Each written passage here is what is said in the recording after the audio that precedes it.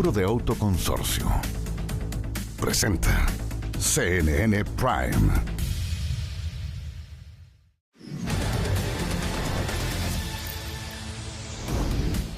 Hola, ¿cómo están? Muy buenas noches. Bienvenidos a la revisión de las noticias de este jueves 18 de septiembre en CNN Prime. Primer día de celebraciones de fiestas patrias. Espero que usted haya descansado, haya disfrutado y haya celebrado siempre con moderación. Nosotros vamos a estar revisando las noticias más importantes de Chile, pero también del mundo. Comenzamos entonces con los titulares. El presidente Gabriel Boric participó de su último Te Deum ecuménico. En la instancia, el arzobispo Fernando Chomalí defendió el derecho de la Iglesia a cuestionar los proyectos de ley de aborto y eutanasia. Al acto solo asistieron 3 de los 8 candidatos presidenciales. Más de 750.000 vehículos han salido de la región metropolitana según el último reporte de Carabineros.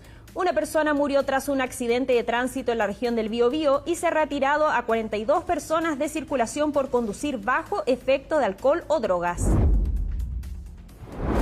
Y en medio de las tensiones entre Estados Unidos y Venezuela, el régimen de Nicolás Maduro anunció el despliegue de maniobras militares en el Caribe.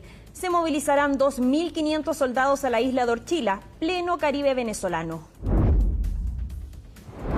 Se dio a conocer la nómina oficial de la selección que disputará el Mundial Sub-20 en nuestro país. Los jugadores Damián Pizarro y Iván Román quedaron fuera de la convocatoria. Y ya se lo adelantábamos en titulares. Durante esta jornada se llevó a cabo el Te Deum ecuménico en la Catedral de Santiago, que contó con la presencia de candidatos presidenciales. En la homilía, el arzobispo de Santiago, Fernando Chomalí, abordó temas como el aborto y la eutanasia. Miguel Ángel tiene todos los detalles. ¿Cómo estás, Miguel Ángel? Muy buenas noches. ¿Cómo estás, Natalia? Muy buenas noches, un gusto en saludarte a ti y a quienes nos ven a esta hora. Tú lo decías, una instancia bastante importante la que se desarrolló durante esta jornada, el último Te Deum ecuménico celebrado por el presidente Gabriel Boric, esto luego de 4 años de administración, y la segunda jornada, la segunda ceremonia que tiene que participar el monseñor Fernando Chomalí, quien entonces lideró y entregó la homilía de esta jornada, de esta versión 2025 de este Te Deum ecuménico, marcado por un mensaje valórico, un mensaje a los candidatos presidenciales, los 8 candidatos presidenciales que están participando y compitiendo por llegar a la moneda de nuestro país. Cabe señalar que un mensaje cargado con una crítica a lo que son los proyectos que están siendo tramitados en nuestro Congreso Nacional, tanto el de eutanasia como también el de aborto libre, un mensaje a los candidatos a trabajar por una mejora en la educación pública y también en la educación a nivel nacional. También se entregaron algunos guiños a posibles discursos que podrían ser contrarios a la democracia. Señaló el monseñor Chomalí que Chile es un país que valora y respeta la democracia y que por lo tanto hay que mantenerla y resguardarla, haciendo un llamado a algunas voces que pueden ser un poco más totalitarias y por lo tanto son algunas de las reflexiones que se realizaron durante esta jornada. Pasemos a escuchar algunos de los momentos que marcaron esta homilía entregada en este Te Deum ecuménico 2025. Chile es un país laico, lo sabemos, pero ello no significa que los creyentes tengamos que guardar silencio cuando vemos amenazados los fundamentos de la democracia y del Estado de Derecho. Sobre todo cuando se pretende aprobar leyes claramente injustas como el aborto y la eutanasia, porque atentan contra quienes el Estado debiese cuidar y proteger celosamente, los más débiles. Bueno, lo decíamos, una jornada bastante importante porque también participaron algunos de los candidatos presidenciales, precisamente aquellos que representan, mejor dicho, lo que es la oposición actual. Teníamos al candidato Johannes Kaiser, quien fue el primero en llegar durante esta mañana, candidato presidencial por el Partido Nacional Libertario. También posteriormente lo hizo Evelyn Matei, candidata de Chile Vamos, el Partido Demócratas y también Amarillos por Chile. Y finalmente José Antonio Kast, quien también participó de este Te Deum ecuménico 2025, el candidato presidencial del Partido Republicano. ¿Cuáles fueron las reflexiones y cómo valoraron el mensaje entregado por el arzobispo de Santiago? Estas fueron sus declaraciones. Fue mucho más allá, Obviamente que la eutanasia y el aborto es algo que está en el corazón de los cristianos, ¿no? Pero él fue bastante más allá. Fue básicamente un llamado a que nuestro deber, el que tenemos, las personas que tenemos algún grado de responsabilidad, es realmente cuidar por los que lo están pasando mal. Monseñor cumple un rol espiritual y hoy día se hizo un llamado a la oración por Chile. Y esa oración incluye a todas las personas, sean creyentes o no creyentes. Hoy día hay un debate parlamentario que es legítimo, ustedes saben cuál es nuestra posición. Los 4 próximos años son años de una emergencia nacional, donde tenemos que enfrentar realidades tan duras como el narcotráfico, el crimen organizado, el terrorismo, la inmigración irregular, la pobreza y la falta de trabajo. Y vamos a seguir de todas maneras impulsando una agenda de reconstrucción valórica. Creemos que en ese sentido estamos de acuerdo con lo que ha planteado el cardenal, sin duda. Si hay un problema con la política siempre es que tiene un poquito coja la ética. Es siempre bueno escuchar a quienes de alguna manera le recuerdan a uno que el poder no es todo y que tiene que tener límites. Bueno, el gobierno no quedó exento de reaccionar a lo que fue el mensaje del arzobispo Chomalí porque, hay que decirlo, son proyectos los que fueron criticados en esta homilía precisamente que ha impulsado el gobierno, tanto el de aborto libre, que ya sabemos hace un par de semanas el gobierno lo presentó nuevamente ante el Congreso, aún sabiendo que no tenía los votos, pero decían que era importante que el debate se pudiera desarrollar, y también el proyecto de eutanasia que en los últimos días ha tenido avances ahí en el Parlamento. ¿Qué dijo el gobierno y qué también dijeron algunos parlamentarios, tanto de oposición como de oficialismo? Pasemos a revisarlo. Bueno, es una diferencia que tenemos y que es conocida, no es nueva, y nosotros creemos que esas palabras igual se hacen en el marco del respeto, desde el punto de vista de una fe que no comparte esos proyectos de ley y que reclama obviamente en el marco de un Estado laico ser escuchada. Nosotros entendemos que está esa necesidad y esa aspiración, y por eso hemos dicho que el proyecto de ley tiene que abrir un diálogo, un debate. Nosotros tenemos una mirada evidentemente distinta, que parte desde la necesidad de garantizar una política de salud para mujeres que lamentablemente siguen abortando en nuestro país, que no desearíamos que ocurriera, pero que necesitan cierto grado de protección. El cardenal ha hecho un diagnóstico bastante profundo del país, en el sentido de que esta política de confrontación que nos está llevando los extremos no le está haciendo bien al alma del país. Yo diría que primera vez que un arzobispo dice la cosa tan clara, porque pasó una cuenta, dijo, nosotros defendimos los derechos humanos en tiempos difíciles, y es cierto, ahora queremos defender los derechos humanos de los niños que no han nacido. Tienen todo el derecho. Escuchábamos entonces a la ministra vocera de Gobierno, Camila Vallejo, y también parlamentarios. La ministra decía que son voces, la religión, la Iglesia Católica es una voz que también merece ser escuchada, pero que ellos tienen sus propias prioridades como gobierno, y también formaba parte de lo que era su programa de gobierno, y tienen una responsabilidad con aquello. Fue parte entonces de lo que se vivió durante este día 18 de septiembre, en lo que fue el último Te Deum ecuménico, en el que participaba en su calidad de presidente Gabriel Boric. Veremos cómo avanzan estas fiestas patrias en los próximos días.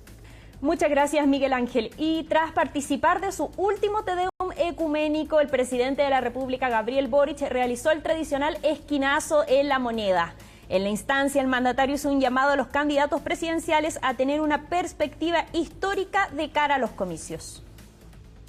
Y hoy día, recogiendo parte de las palabras también del cardenal, creo que es súper importante que quienes vienen a futuro, particularmente en año de elecciones, tengan también esa perspectiva histórica, de que somos continuidad, de que siempre es necesario el cambio para asegurar de alguna manera la continuidad. Pero estamos caminando sobre hombros de gigantes. Y eso es lo que representa finalmente la independencia. Somos una nación relativamente joven para el contexto mundial, pero pucha que hemos logrado cosas en Chile. Y nos vamos a otras noticias, porque Carabineros se entregó el primer balance de las carreteras en el marco de las celebraciones de fiestas patrias. Según el informe, más de 750.000 vehículos han salido de la región metropolitana y cerca de 532.000 ya han retornado. En cuanto a la seguridad vial, se han registrado 69 accidentes de tránsito, con una persona fallecida tras una colisión en la región del Biobío. A nivel nacional se han fiscalizado más de 17.000 conductores en distintos puntos de las rutas. De estos controles se cursaron más de 300 infracciones de tránsito y se practicaron más de 4.000 exámenes de alcohol y drogas, lo que permitió retirar de circulación a 42 personas que manejaban bajo sus efectos. Desde la región metropolitana, en lo que va desde el día 12 de septiembre al día de ayer, 17 de septiembre, han salido desde la región metropolitana a diferentes partes del país más de 750.000 vehículos, ¿ya? Y han retornado también a la región metropolitana 532.000 vehículos aproximadamente. Lamentablemente también a nivel nacional tengo que informar que han ocurrido 69 siniestros viales con 7 personas lesionadas de diversa consideración y lamentar el fallecimiento de una persona que participó en un siniestro vial de tipo colisión en la región del Biobío y que falleció. Y continúan las celebraciones de fiestas patrias en distintas fondas del país. Este jueves 18 se inauguró la gran fonda de Renca en el Parque Las Palmeras, donde el alcalde encabezó las actividades de la fonda gratuita más grande de la región metropolitana y que contará con la presentación de reconocidos artistas como Zumba Le Primo, la Sonora Palacios y Luis Lambis. Este recinto se suma a los que ya están funcionando desde el 17 de septiembre, como la Jane Fonda, donde se presentó María Esther Zamora y que esta noche tendrá a Los Tres y Los Mirlos. En tanto, en el Parque Padre Hurtado se vivió una nueva jornada de la Semana de la Chilenidad 2025, donde además de comida, exposiciones y muestras de tradiciones del campo chileno, actuarán Ginette Acevedo y Bafonchi.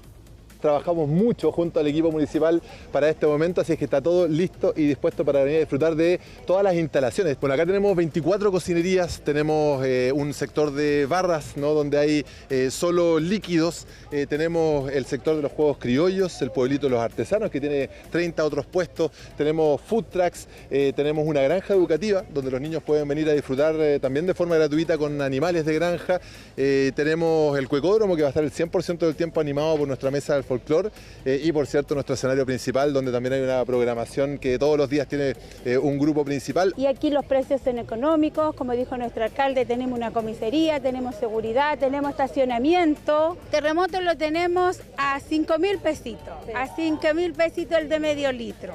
Tenemos mojitos también. Tenemos michelada, tenemos todo, está todo listo para venir a pasarlo bien. La primera jornada estuvo muy bonita, mucha gente pasándolo bien, disfrutando los contenidos musicales, la gastronomía. Las entradas están en Punto Ticket, online, obviamente también acá se pueden comprar en puerta. Están agotadas algunas preventas, pero hay disponibilidad de entradas, así es que la invitación es a venirse temprano y a disfrutar de este espacio que es un área verde, donde tenemos juegos infantiles, un carrusel, bueno, la gastronomía que ustedes están viendo y el escenario principal con sus contenidos que empiezan a partir de las 3 de la tarde. Y nos vamos ahora a noticias del mundo, porque en medio de las tensiones entre Estados Unidos y Venezuela, el régimen de Nicolás Maduro ya desplegó maniobras militares en el Caribe. Se trata de un ejercicio que contará con maniobras aéreas, marítimas y terrestres durante 3 días y que movilizará a 2.500 soldados de la Fuerza de Tarea Conjunta de la Fuerza Armada Nacional Bolivariana. Los efectivos serán desplegados en la isla de La Orchila, en el Caribe venezolano. Además, el ministro de Defensa, Vladimir Padrino, aseguró que 12 buques de la Armada, 22 aeronaves y una veintena de embarcaciones participarán en la campaña ordenada por Maduro y bautizada con el nombre de Caribe Soberano 200. El anuncio ocurre en medio de semanas de tensiones entre el gobierno de Donald Trump y el régimen chavista, que ha estado marcado por la destrucción de 3 embarcaciones procedentes de la nación latinoamericana con supuestos cargamentos de droga. Y al otro lado del Atlántico, en Francia, cientos de miles de personas salieron a protestar por recortes al presupuesto del próximo año. La convocatoria de este miércoles ocurrió solo una semana después de la movilización anterior, pese a que François Bayrou dejó el cargo de primer ministro y con ello su plan para hacer frente al déficit fiscal. El malestar aún continúa presente en una parte importante de los franceses. Según cifras de organizadores, unas 400.000 personas se sumaron a las protestas organizadas por 8 de los principales sindicatos del país. Hasta las 4 de la tarde, hora local, se habían registrado pocos incidentes ante el despliegue de unos 80.000 agentes de seguridad. Según el Ministerio del Interior, aseguraron que un centenar de manifestantes fueron detenidos. Y nos vamos a una pausa y ya continuamos con más informaciones en CNN Prime.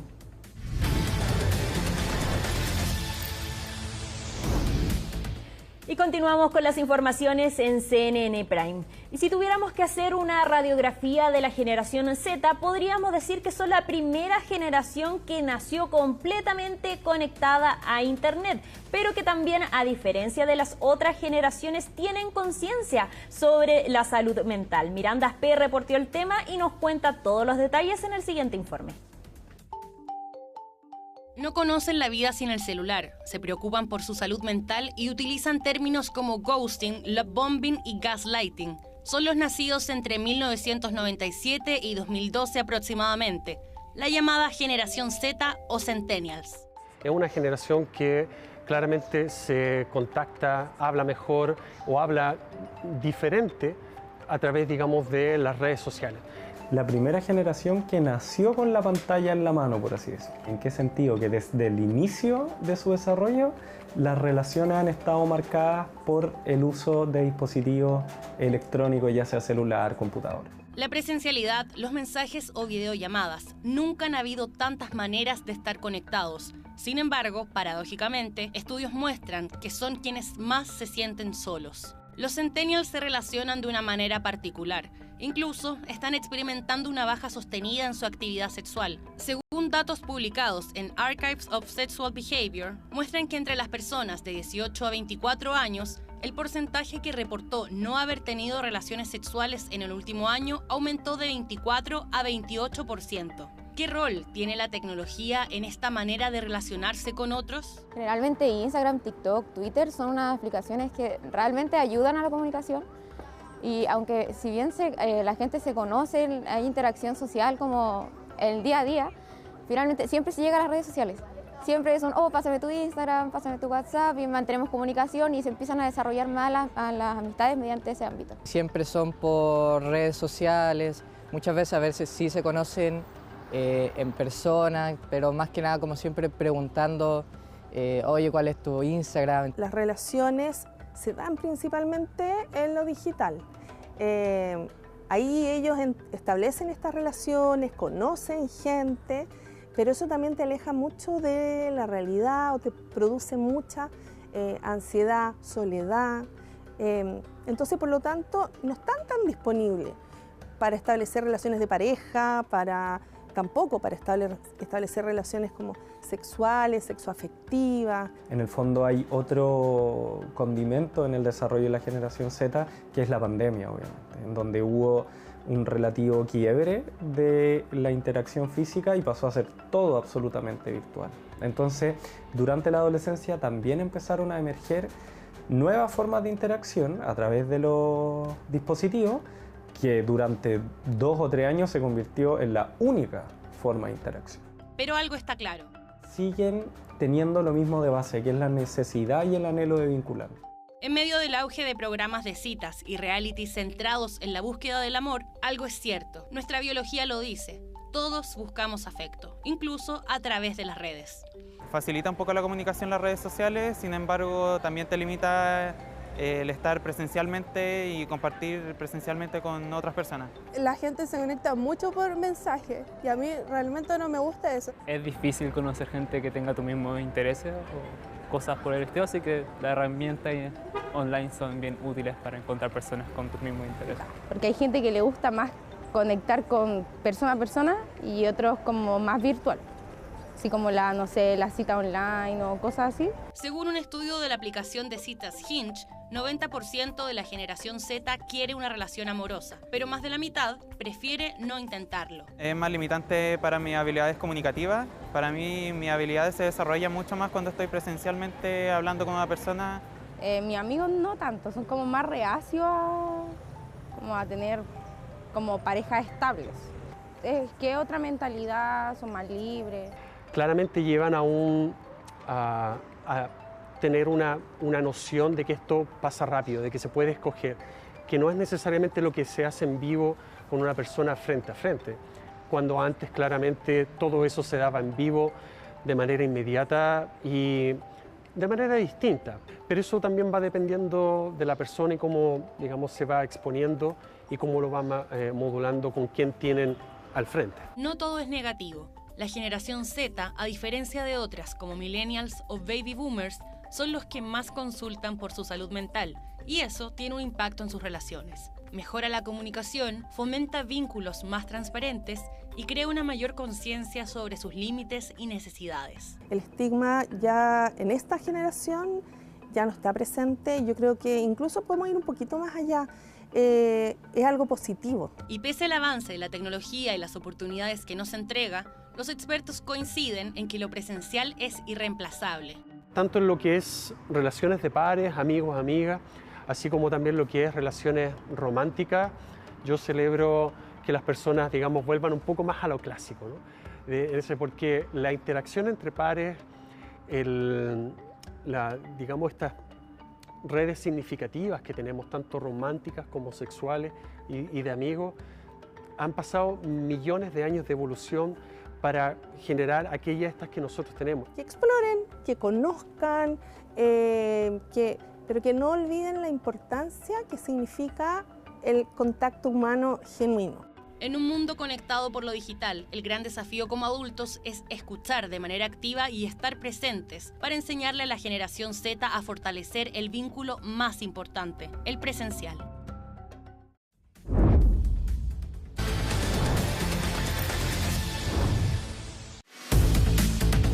Seguro de Auto Consorcio presentó